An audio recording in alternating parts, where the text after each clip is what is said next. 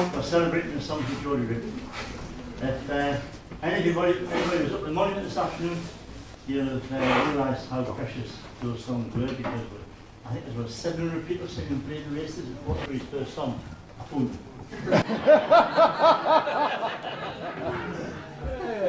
But you hadn't turned your mobile off, had you? And don't think it's being clever like putting it on silent, because when it sounds like breathing, across the table. Right, enough rubbish from me. Can I please leave you in the very capable hands of Mr. Gavin? Hey!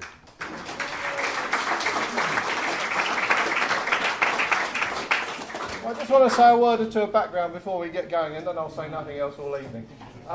This is the culmination of a project that was started by Dave Harker, who's a handsome one over there in the greenish sort of shirt, who's been working on Tyneside Song for 30 years, 40 years, a long time really. But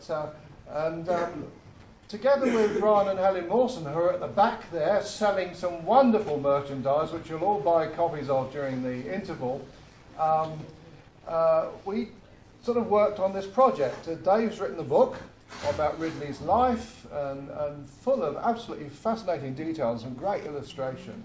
And it's a bargain price. And what's the price? It's $7.99 or something. Really, really bargain price.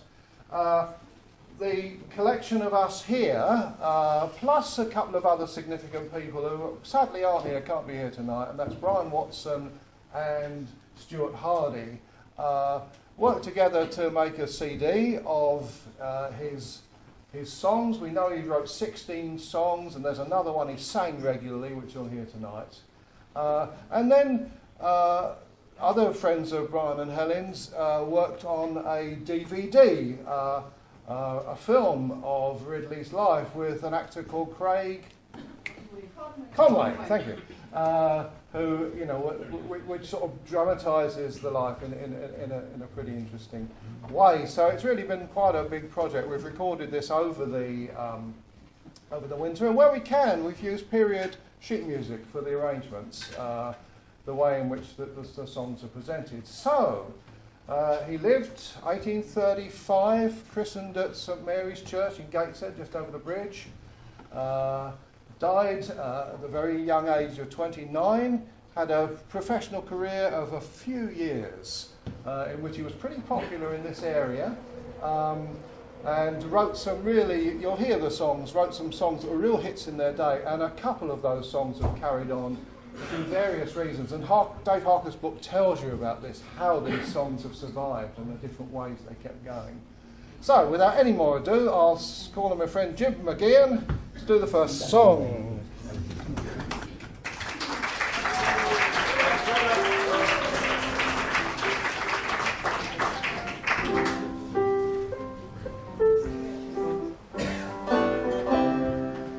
Right. It's June 1861, and on the town moor, the favourite for the Northumberland Plate, our great race, the Pitman's Derby, is Underhand, who's already won the race 3 times. The only horse to this day that won the Northumberland Plate 3 times, and so became the subject of a tune by the great Gateshead fiddler and composer James Hill, just over the bridge there. So he fiddle, stone fiddle, in his memory, and he wrote the tune Underhand. Underhand is 130 favourite for the race, having won it 3 times before. He's very well fancied. But at 10 to 1, there's another local horse called Joey Jones, who's from Deckham in Gateshead. You can't imagine a racehorse coming from Deckham. No. But they'd make a curry out of him now. But anyway, there was obviously a bit of a tip for him. The owners had a sizable bet. Well, it says in the song they had £5 on them, so at 10 to 1 they won £50. But maybe it was more than that. But even so, £50 was a lot of money in 1861. And so George Ridley had his first big hit by writing a song about the winner of the Northumberland Plate in the summer of 1861.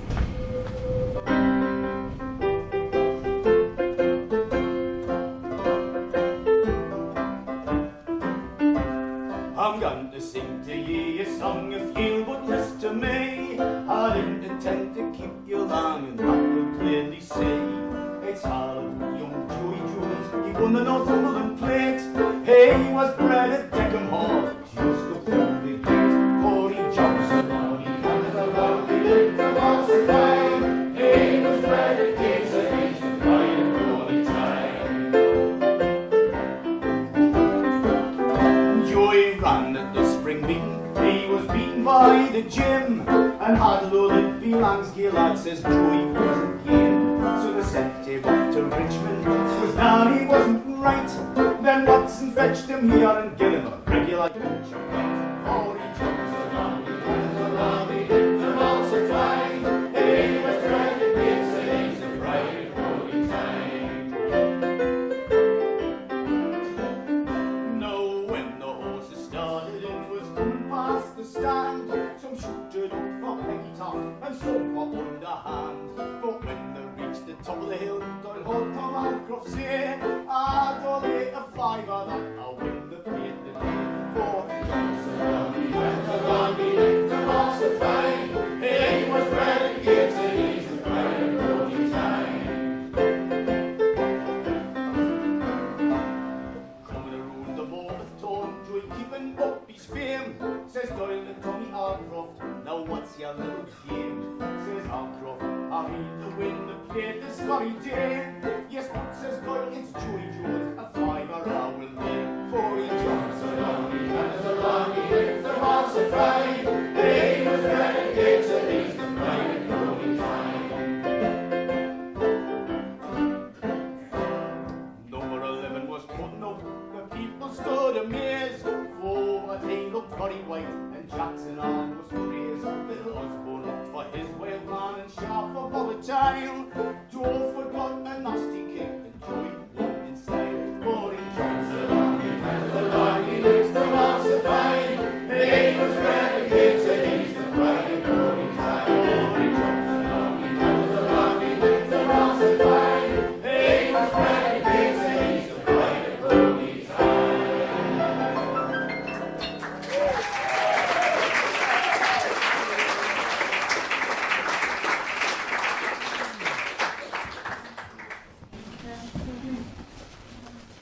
You again, Johnny, look at me.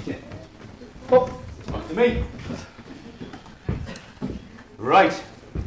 At the end of 1860, the town crier of Gateshead, John Higgins, had just retired. He was an illiterate man, a teetotaler, and he was paid £10 a year for being the bellman or town crier of Gateshead. And this was not a great income, so he supplemented this income by various sort of scams that he had going. One of the ones mentioned in the song is finding lost children. So children that wandered away and didn't come back home for their tea, the mothers would be distraught and call upon Johnny the bellman to keep an eye out for them, and if they could find them, they would give him £0.50 for finding them. So this was quite a nice little sideline that John Higgins had. And he was known as Johnny the Bellman in some songs, or Johnny Look Up.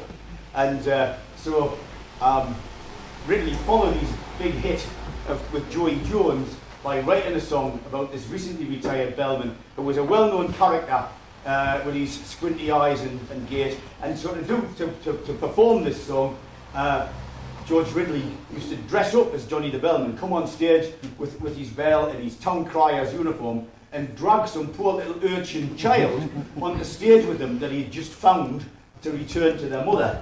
And so I don't know if the little urchin girl ever got paid, but he's depicted in a lovely woodcut. One of the few pictures we have of George Ridley is dressed as Johnny the Bellman, holding this little urchin girl's hand and dragging her on the stage with him. So this is Johnny Look Up.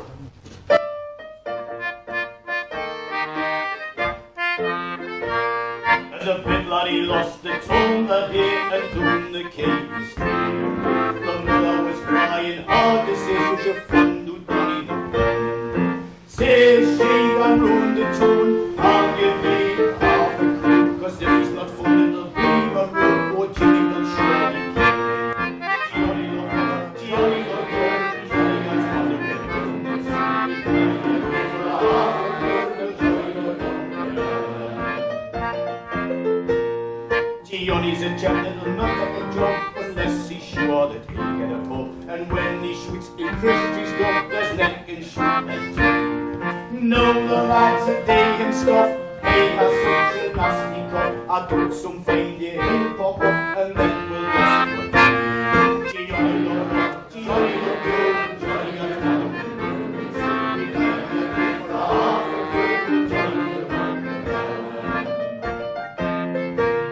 Before he started to ring the bell, he used to gamble rounds to sell to candy man as half hotel the perfect cure of his money.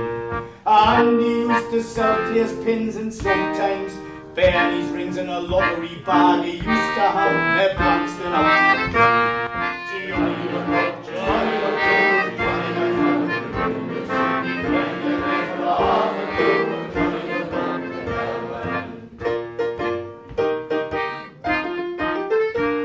In these days he was a regular brick, but he seldom he'd hope to stick and candy for the bands to lick. It's a drunk but then a drink. You should only see him blah. He fairly bangs them all. He's like a coach in China's club and such a beat as Johnny. Johnny look good, Johnny look good, Johnny look good. Johnny look good for half a good, Johnny look good. Some thought Johnny was wrong of his men when he used to carry a scissors to grade. For hard work he was never in claim, it never agreed with Johnny. I've seen him on a winter's day when he's been shulling, snart away for shop doors, he'd lick a score, the stripper and a sucker cup with Johnny. Johnny look good, Johnny look good, Johnny look good. He'd make you give for half a good, Johnny look good. No, I propose when Johnny dies, the day took him one of these eyes from the cop like Tom that sells the pies, then we never lost sight of Johnny.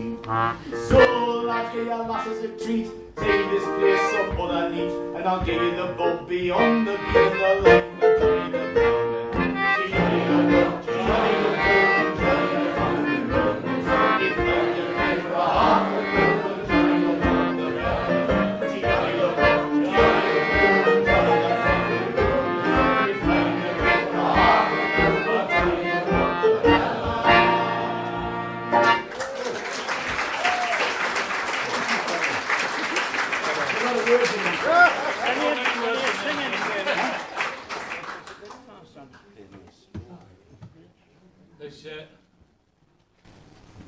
Nobody can say Mr. Ridley wasn't a wordsmith. In fact, he could cram them in like duck feathers in a pillar. A lot of words in them. A lot of words in them songs.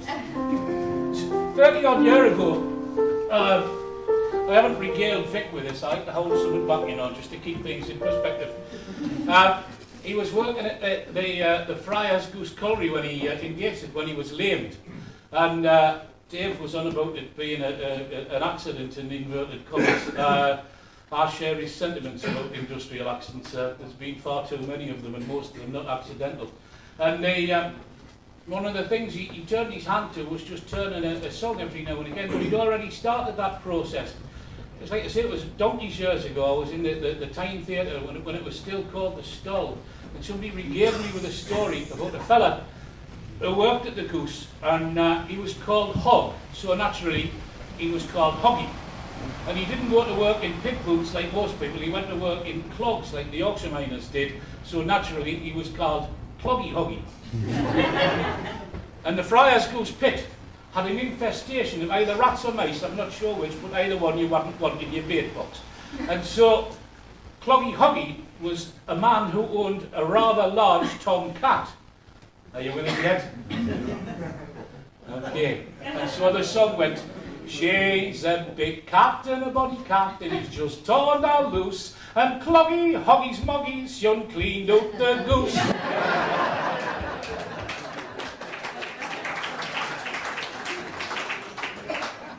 And speaking of mass murder and mayhem, the Tyne was a very different place in 1862.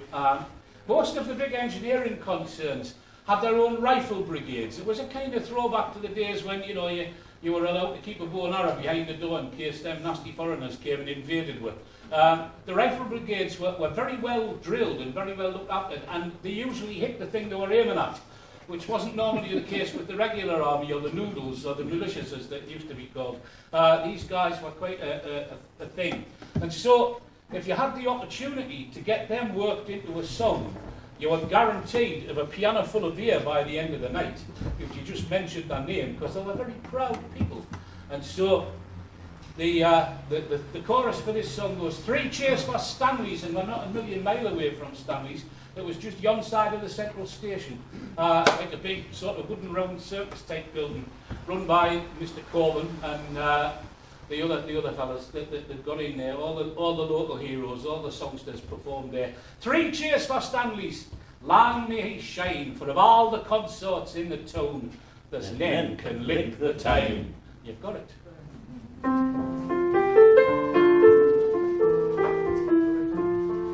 I had a dream that t'other night, when everything was still.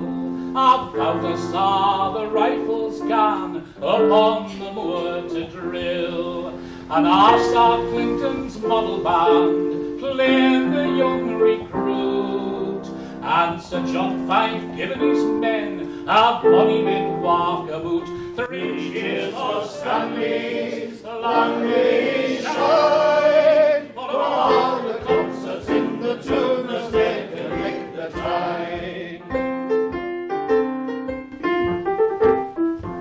I thought I saw Armstrong's engineers with our reed jackets, they looked neat. They were gone to meet the Gateshead Corps along at Blackhead Street. Then there was all Houston's lads come up from the South Shore, with their web bikes tucked around them, they made a bonny corps. 3 cheers for Stanley's, long may he shine, for all the concerts in the tune as make him lick the time. I thought I saw the noodles bowled, led on by Tommy Carr, and the kiddies they were crying out, "You daresn't gan to war." There was one fell off his horse and was covered all over with mud. He cried like any little man when his nose had sported blood. 3 cheers for Stanley's, long may he shine, for all the concerts in the tune as men can lick the time. I thought I went to Stanley's just to spend an hour, and I saw Tommy Hanford there doing the black cure. He sung at Bob Ridley and clattered with his clogs. James come on with Joe and Tommy, then the monkeys and the dogs. 3 cheers for Stanley, long may he shine, for all the concerts in the tune as men can lick the time. I felt that I saw Jimmy Hodge, that's him that plays the bass, and the second fiddler team knows he's in the replays. Bob Samson played some nice airs with Alec on the flute, and Alex says to Charlie Cooks, "Will you stand a gill of stout?" 3 cheers for Stanley, long may he shine, for all the concerts in the tune as men can lick the time. No Stevenson's lads and Hawthorns, they're very often here. May Hawks' lads and Roberts lads never want a pint of beer. Their scores come from the railway shops and Morrison's looking on. The Glasshouse lads, the Lawland pipes, blows drums #1. 3 cheers for Stanley, long may he shine, for all the concerts in the tune as men can lick the time.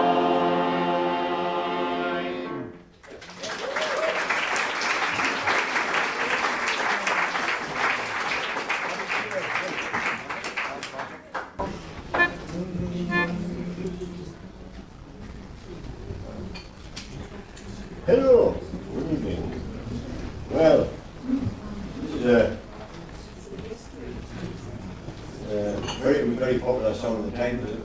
It took the mickey out of the local police force. That hasn't changed, we'll try that, I don't think. But it's a song called Bobby Cure, or Bobby the Cure. The Cure, was I don't know if grandfather them using the word toucher an awful lot, but you don't hear so much nowadays. But it's the same sort of thing. Somebody who, you're not quite sure they've got more brains than you or less. You know, you don't want to be taking a chance. But anyway. It's Ridley. Aye. And it's not got a chorus, this one, but sort of end with the cure sort of thing every time with a little.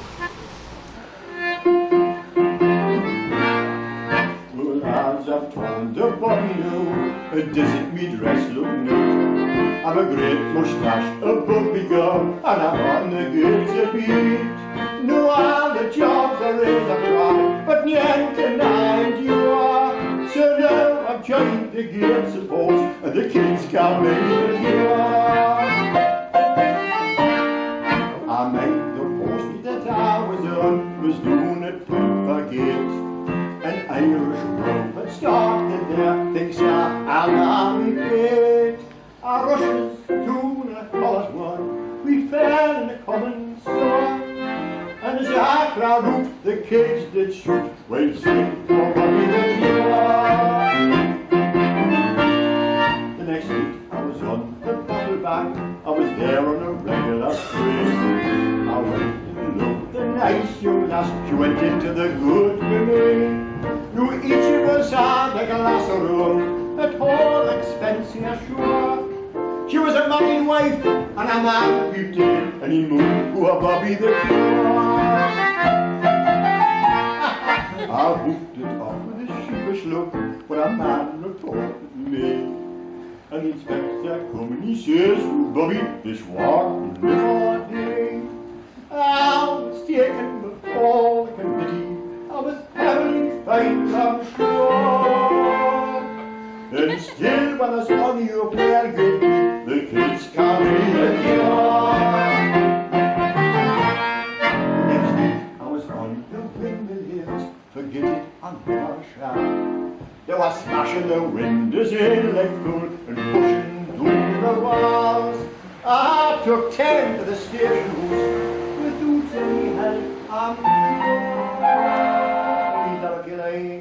And I got these 2 stripes on me coat, and this girl can't believe you are.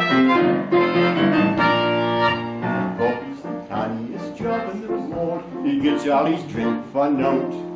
And what the camp drill sergeant knew, and me clay's already bound. So now I tell you all me tricks, you'll pity me, I'm sure. So never call me when I was on my and say, there comes the cure, and say, there comes the cure.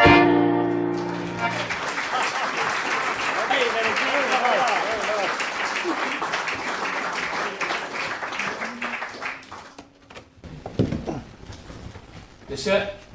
This area that we live in has been long renowned for sporting heroes and sporting events, but they kind of, I don't know, they seem to pale into insignificance when you read the reports of the sporting events that went on in the time that these songs were being written.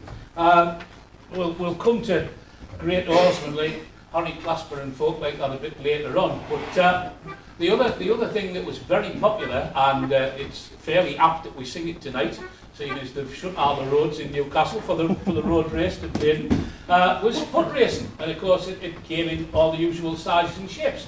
You had foot racing that went on inside little stadia,